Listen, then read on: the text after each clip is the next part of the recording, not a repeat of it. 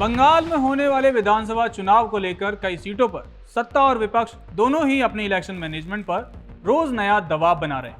हर दिन कोई नया समीकरण पॉलिटिकल पार्टीज और चुनाव लड़ने वाले कैंडिडेट्स को भी सोचने पर मजबूर कर दिया है। कहते हैं चुनाव में हर एक वोट की एक अहमियत होती है, तो वहीं कुछ सीटें ऐसी हैं जो चुनाव में पलड़ा ही पलट कर रख देती हैं। और ऐसा ही पश्चिम बंगाल की राजनीति में भी कुछ सीटें ऐसी ही हैं जो पूरे राज्य का मूड तय करती। 2021 में जो स्थान नंदीग्राम का था, 2026 के विधानसभा चुनाव में वही स्थान संदेश खाली का होने जा रहा।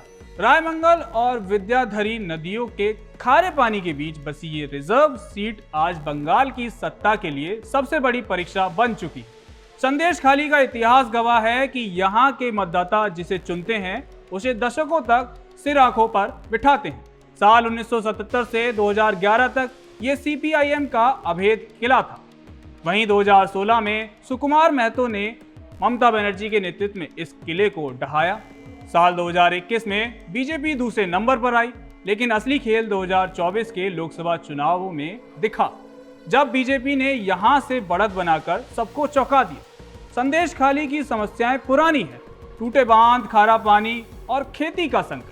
लेकिन 2026 का चुनाव इन बुनियादी मुद्दों से कहीं आगे निकल चुका है। जनवरी 2024 के बाद संदेश खाली की गलियों में जो आक्रोश दिखा, उसने यहाँ के सामाजिक ताने बाने को बदल दिया है।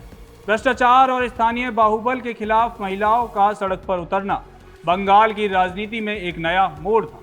संदेश खाली की करीब 2.5 लाख जनता के बीच मुख्य मुकाबला 3 बड़े वर्गों को साधने का है।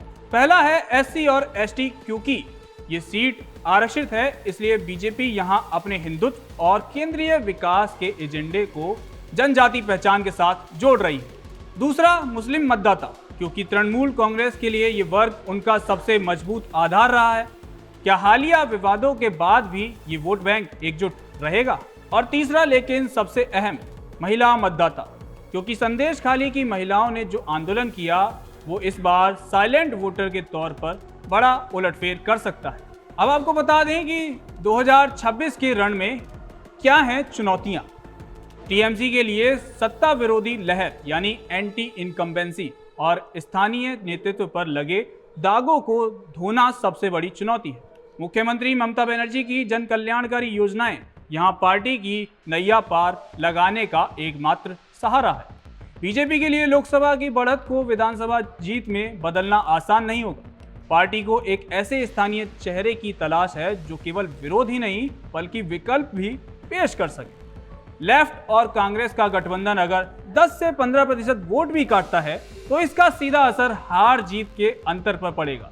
संदेश खाली का चुनाव केवल एक विधायक चुनने का चुनाव नहीं होगा, ये इस बात का फैसला करेगा कि क्या बंगाल की ग्रामीण राजनीति अब भी बाहुबल और संगठन से चलती है या फिर जनता का गुस्सा बड़े से बड़े दुर्ग को गिराने की ताकत रखता है। 2026 में जब रायमंगल नदी के पानी में लहरें उठेंगी तो उनकी गूंज कोलकाता के राइटर्स बिल्डिंग तक सुनाई देगी।